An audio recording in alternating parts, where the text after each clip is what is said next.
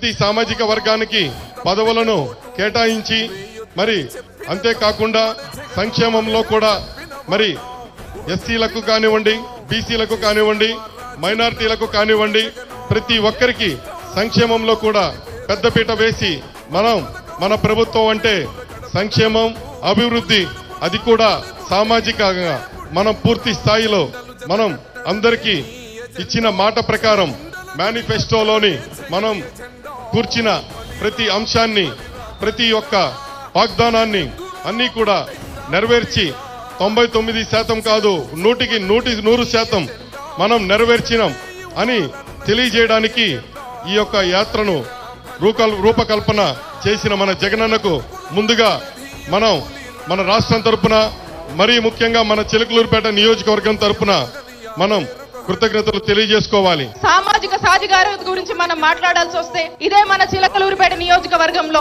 మన మున్సిపాలిటీలో ఎప్పుడూ కూడా చరిత్రలో మనం చూడలేదు. ఓసీకి రిజర్వ్ అయితే, ఓసీ జనరల్ అయితే ఏ రిజర్వేషన్ కూడా లేకుండా మనము రఫానీ అన్నకు ఒక మైనారిటీకి ఈరోజు మున్సిపల్ చైర్మన్ గా చిలకలూరుపేట చరిత్రలో మనం ఇచ్చుకోగలిగాము. ఇది సామాజిక సాధికారత. అలాగే మన చిలకలూరుపేట మార్కెట్ యార్డ్ చరిత్రలో గతంలో ఎన్నడూ లేదు. ఎస్సీలకు మన మార్కెట్ యార్డ్ ఇచ్చుకున్నాము. మరి మార్కెట్ యార్డ్ చైర్మన్ గా 2 సార్లు ఎస్సీలకు ఇచ్చినటువంటి ఘనత చిలకలూరుపేట నియోజకవర్గంలో మన ముఖ్యమంత్రి గారికే దక్కుతుంది.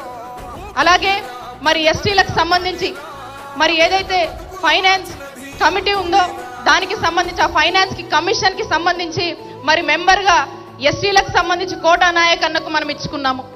ఒక్కసారి ఆలోచించండి, బీసీలకు, ఎస్సీలకు, ఎస్టీలకు, మైనారిటీలకు ఏ విధంగా సామాజిక న్యాయం జరిగిందంటే ఈ చిలకలూరుపేట నియోజకవర్గమే నిదర్శనం అని చెప్పి దమ్ముగా, ధైర్యంగా రాష్ట్ర వ్యాప్తంగా మనం మాట్లాడుకునేటువంటి చరిత్రని ఈరోజు జగన్మోహన్ రెడ్డి గారు మన నియోజకవర్గానికి ఇచ్చారు.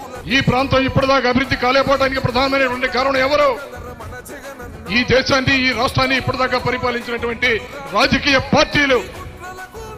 కానీ ఇవాళ జగన్మోహన్ రెడ్డి గారు ఆలోచిస్తున్నారు, ఎవరైతే ఈ సమాజంలో పేద వర్గాలు ఉన్నారో, ఎవరైతే బడుగు జీవులు ఉన్నారో, ఎవరైతే ఎస్సీలు ఉన్నారో, ఎవరైతే ఎస్టీలు ఉన్నారో, ఎవరైతే బీసీలు ఉన్నారో, ఎవరైతే మైనారిటీలు ఉన్నారో అందరినీ అభివృద్ధి క్రమంలో తీసుకెళ్ళాలి.